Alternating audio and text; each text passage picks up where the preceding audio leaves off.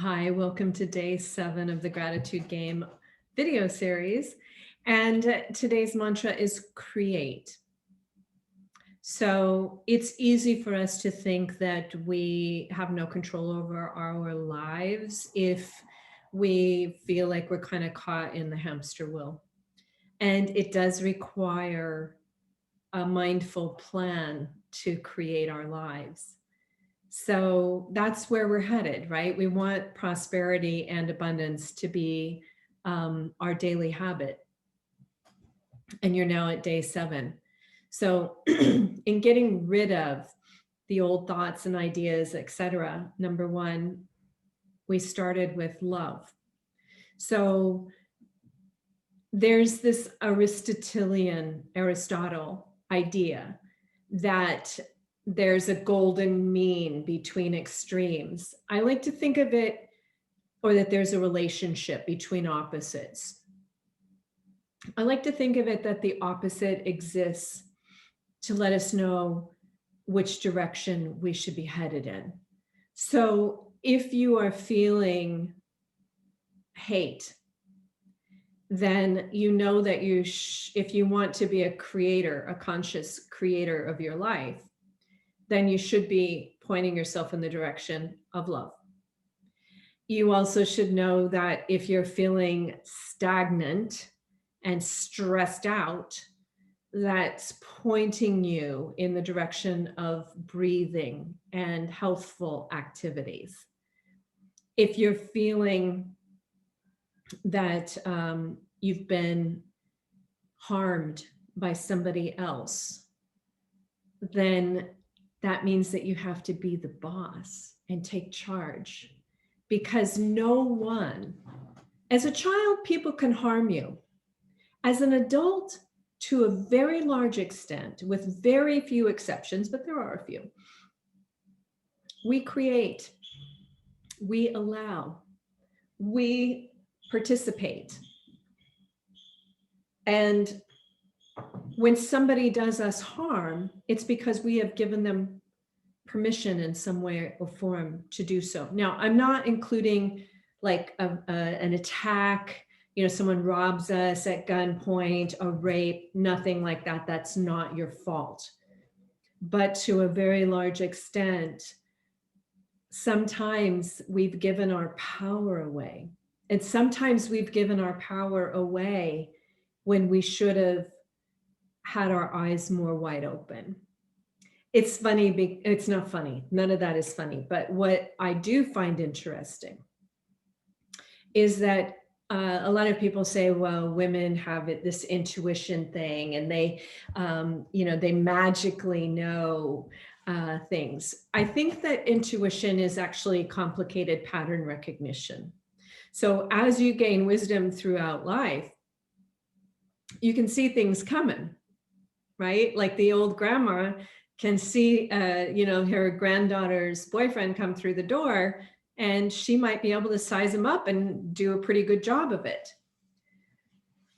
And that's not because she's prejudiced or anything like that. I mean, especially if she's a conscious being, it's because she is able to assimilate 1,000 micro cues that she's getting into a picture of what's really happening. So in order for us to be a creator of our life, we have to start becoming wise in areas. We have to take ownership, and we have to be the boss. So that's what this week is about, is actually a lot of the exercises that we were doing were training us to move out of a victim mentality and into a creator mentality. So again, it's not that you can just say, I'm a conscious creator. That's a good start. I always say my dreams inspire my direction, but my footsteps take me there. So you do also need to have an action plan, a time-proven action plan, and you need to take action. Again, your results are going to always be in direct proportion to the amount of effort you make. So, be in a relationship, don't make any effort, your loved one is not going to feel very loved. But if you are just learning a new language and you don't spend any time on the grammar and you don't spend any time in the country, good luck. So same thing with prosperity and abundance. There is a basic financial literacy that you must learn. There is, you must know what you own and why. And that should fit into a time-proven plan, not a buy-in hope or blind faith plan. So in order for you to be a creator, you do have to first know what a healthy budget looks like. What is the Thrive budget? How can you get your expenses to 50% when some of you are paying 50% of your income on housing? Well, it's going to require brave choices.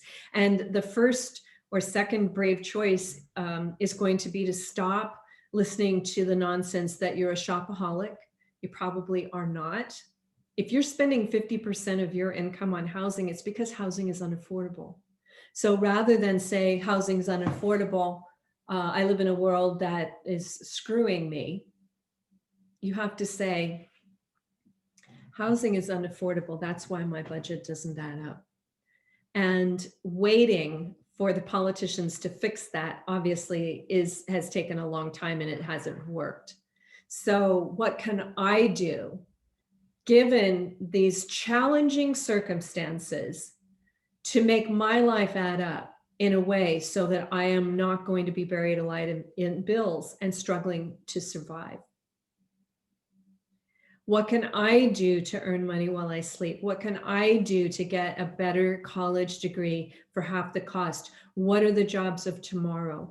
These are things that have answers. These are all questions that have answers. These are all problems that have solutions, but they are not found in the mainstream media. So again, love and breathe and be grateful for what you have and forgive those who have trespassed against you, and stop having the blind faith and start having faith in time-proven systems and get smart about it and take ownership of your life, because you can create it. You can choose not to create it. Inaction is an action. If you choose not to create your life, then you can just swim with the flow, and it's going to be challenging because today's world doesn't really add up. Or you can say, in a world that doesn't add up, in a world that's challenging, how can I create prosperity and abundance? What can I do that's not being spoken about on CNBC or in the Wall Street Journal, or in most personal finance books that I read? That's what I had to do, by the way, when I was a young single mom. All the books were saying, cut out cafe lattes. Well, that wasn't the problem. I hadn't eaten ice cream with my son in years. So I had to find a different solution. And I lived my way into the answers. And those solutions are now time proven now that I'm, my son's 30. So, I've been doing this a while. They're time proven solutions and they work. So they're out there in a book. They're out there in a retreat, and they're out there in a second opinion. And once you learn this information, then you have a solid financial house that can withstand the economic storms which are on the horizon. And they're going to be with us for a while, since we used so much paper money to keep the economy moving forward in the pandemic. So wisdom is the cure. The time to start is now. It's going to get a little tougher before it gets easier in the economy. And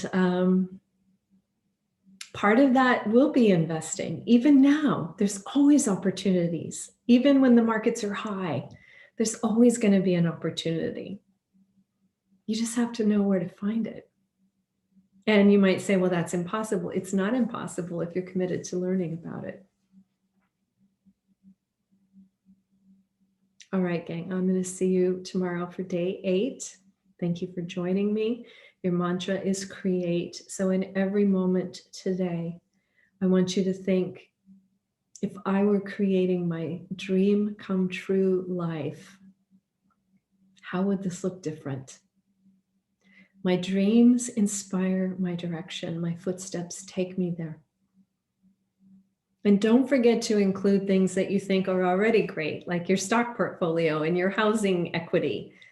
You know, if you bought your house a few years ago, your housing equity looks pretty good. If if you've been invested for the bull market, then your stock portfolio looks pretty good. Your bond portfolio is not looking as good. So you need to learn a little bit more about that.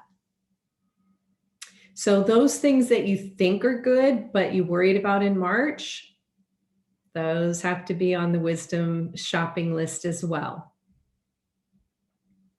So everything in your life, how can I make sure that my home equity stays solid? How can I make sure that my retirement account stays at this number, that it doesn't go down by half? And in that seat, you'll be the creator. And again, some of these may still be questions, but that's the beginning, is to start with the question rather than not thinking about it or hoping that it'll stick, that everything will work out okay.